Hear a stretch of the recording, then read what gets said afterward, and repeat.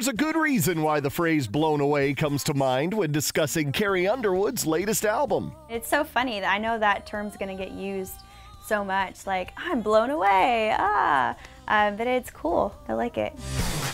I always thought it was a great title. I mean, when you think of somebody being blown away, you think of them being surprised and excited and, you know, shocked and, oh my gosh, I can't believe this is happening. And I really want people to get that feeling when they listen to it. Go, go, go.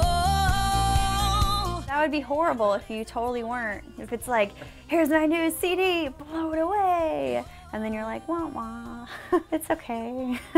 Luckily for Carrie, that hasn't been the case. Less than a week after its release, Blown Away's aftermath of musical praise has left fans and critics across the nation picking up the pieces of her most diverse album to date. I feel like a lot of people really stepped up to the plate, including myself as a singer and as a songwriter.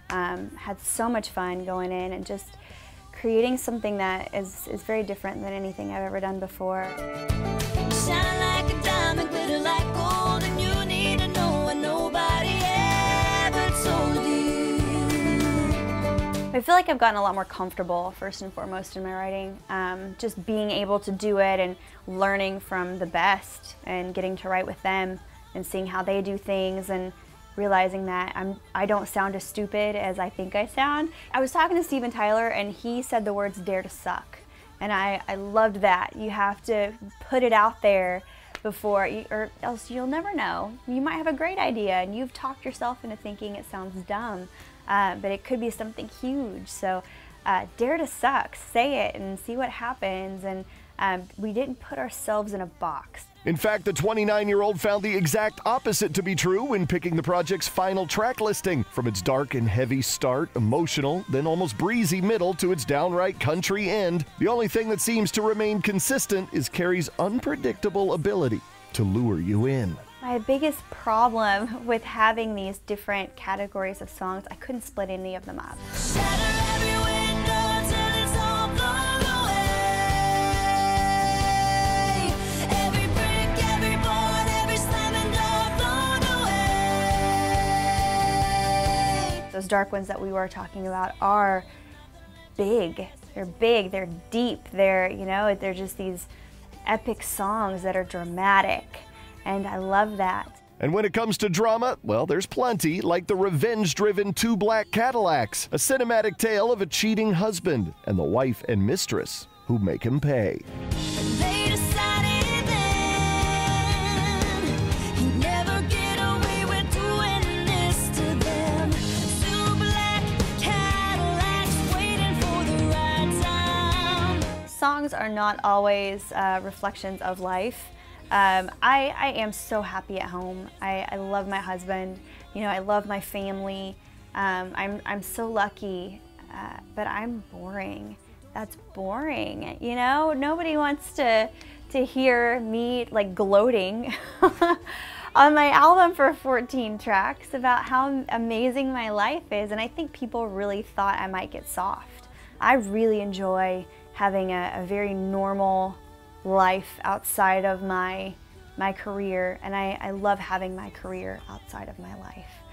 It's so much fun to play a character and to get to be, in Good Girl, get to be the good girl, get to be the bad girl. He's no good girl, no good for you. I think it goes back to splitting up Carrie as a person and then Carrie as an entertainer, a songwriter, a musician. I feel like they get farther apart for sure. It's really great to play a character.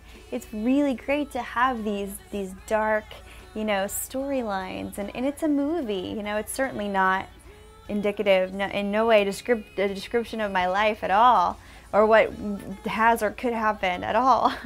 But it's so much fun. It's fun to just, I don't know, to sing about these people, create these characters out of thin air, not based on anyone.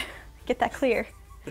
Not based on anybody. But how much fun is that? And we created these like descriptive mini movies. Even the slower songs, even Forever Changed, hearing the people in the story, in the song being described, you automatically get these gorgeous pictures in your head. Forever changed. I love that song so much, and I'm getting worried right now because when we have these listening parties, when we are doing things, they want to showcase that one. And I'm like, does that mean I'm gonna have to sing it at some point? Because I can't get through that song. And I love my Cupid's Got a Shotgun. I love my redneck.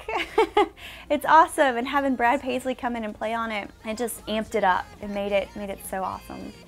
Cupid's got a shotgun and he's pointing it at me. From the Blown Away, that is obviously very, very visual, to the slower stuff, to the funny stuff, everything is very, it stimulates your imagination. You start creating these pictures in your head, and I love a good story. Along with revealing a few good stories, Blown Away blows the whistle on a little-known secret the superstar's been hiding for years. I'm actually a really, really good whistler.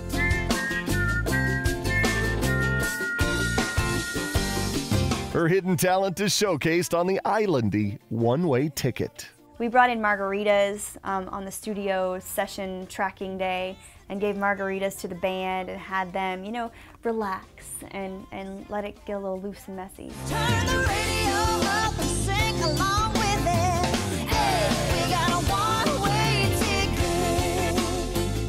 I'm still amazed that this is what I do for a living. This is my job. I'm a country music singer. All those people that I listened to growing up in my car, I am that to someone now, and that's amazing. That's an amazing feeling, and I know how blessed I am.